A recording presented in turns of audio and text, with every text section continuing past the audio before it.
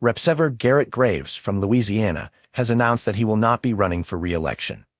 This decision comes after a court-ordered redistricting changed the dynamics of his district, making it much harder for him to win. Graves said, "After much input from constituents, consultation with supporters, consensus from family, and guidance from the Almighty, it is clear that running for Congress this year does not make sense." The redistricting, mandated by the Supreme Court, altered Louisiana's congressional map to create two majority black districts. This move was intended to comply with the Voting Rights Act, reflecting that black residents make up about a third of the state's population.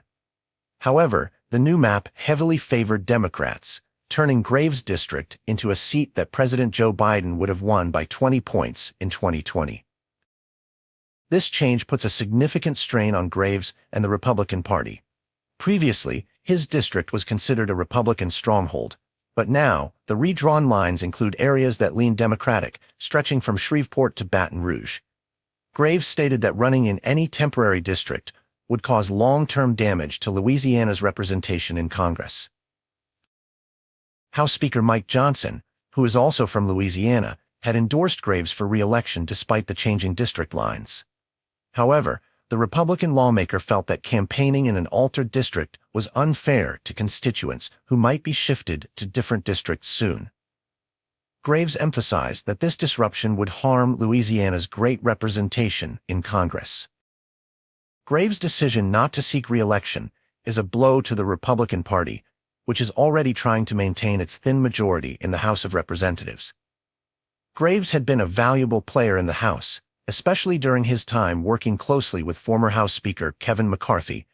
McCarthy lauded him as a loyal friend and an exemplary public servant.